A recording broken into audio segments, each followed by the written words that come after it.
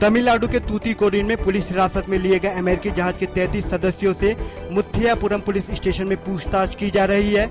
Tamil Nadu police ने अमेरिकी जहाज MV सीमेन गार्ड ओहियो को भारतीय जल क्षेत्र में अवैध प्रवेश करने पर मामला दर्ज किया है।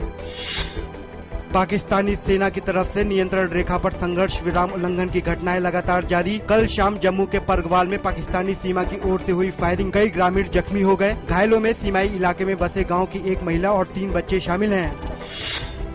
जम्मू कश्मीर के मुख्यमंत्री उमर अब्दुल्ला ने पाकिस्तान द्वारा नियंत्रण रेखा पर संघर्ष विराम उल्लंघन पर चिंता जताई है। उन्होंने कहा कि पिछले महीने दोनों देशों के प्रधानमंत्री न्यूयॉर्क में मिले थे और संघर्ष विराम को लेकर दोनों देशों ने सहमति भी जताई थी। ओडिशा में चक्रवाती तूफान फेलिन के बाद आई बाढ़ में फंसे लोगों को निकालने के लिए तमाम एजेंसियां युद्ध स्तर पर जुटी। इस प्राकृतिक आपदा में 4 लाख मकानों को नुकसान पहुंचा है। इस प्राकृतिक आपदा में राज्य के 30 में से 17 जिलों की 1 करोड़ 20 लाख से अधिक आबादी प्रभावित हुई है। अगास्ता वेस्टलैंड VVIP हेलीकॉप्टर सौदे के कथित बिचौलिए गुइडो राल्फ हेस्के को स्विट्जरलैंड में गिरफ्तार किया गया है। यह गिरफ्तारी रिश्वत लेने के मामले में हुई है। इतालवी मीडिया के अनुसार हेस्के को अगले हफ्ते तक इटली लाया जा सकता है। भारत की यात्रा पर आए हंगरी के प्रधानमंत्री विक्टर ऑर्बन की कल प्रधानमंत्री डॉक्टर मनमोहन सिंह के साथ प्रतिनिधि स्तर की बातचीत हुई। दोनों देशों के बीच आपसी हितों के बीच कई समझौतों पर हस्ताक्षर भी हुए। इस मौके पर प्रधानमंत्री ने आतंकवाद को दुनिया के लिए सबसे बड़ा खतरा बताया। उच्चतम न्यायालय उत्तर प्रदेश के डोंडिया खेड़ा गांव में सोने की तलाश में भारतीय पुरातत्व सर्वेक्षण की खुदाई की निगरानी की मांग करने वाली जनहित याचिका पर सुनवाई करने पर हुआ सहमत। गौरतलब है कि वहां ASI की निगरानी में खुदाई चल रही है। शेयर बाजार बढ़त के साथ खुले।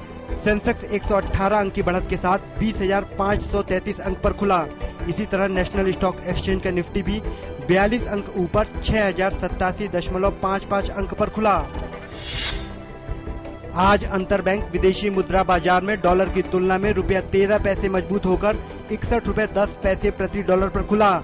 कल डॉलर की तुलना में ₹60 मजबूत होकर 61 रुपए 23 पैसे प्रति डॉलर पर बंद हुआ था। संयुक्त राष्ट्र महासभा ने वर्ष 2014-15 के लिए सुरक्षा परिषद के 5 अस्थायी सदस्यों का चुनाव किया। 193 सदस्यों वाली इस संस्था में अगले 2 वर्षों के लिए सुरक्षा परिषद के लिए अस्थायी सदस्यों के तौर पर लिथुआनिया, नाइजीरिया, चाड, सऊदी अरब को चुना गया।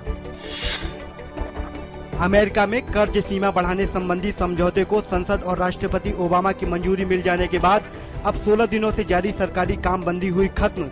इस फैसले के बाद सरकारी कर्मचारी काम पर लौटने लगे हैं और अमेरिका में चीजें सामान्य स्थिति की ओर बढ़ रही हैं। इराक में हिंसा की विभिन्न घटनाओं में 59 लोगों की मौत हुई है। पुलिस अधिकारियों के अनुसार हिंसा की अधिकतर घटनाएं राजधानी बगदाद के आसपास हुई। उत्तरी इराक में मोसुल शहर के पास एक आत्मघाती हमलावर ने विस्फोटकों से लदे वाहन को उड़ा लिया।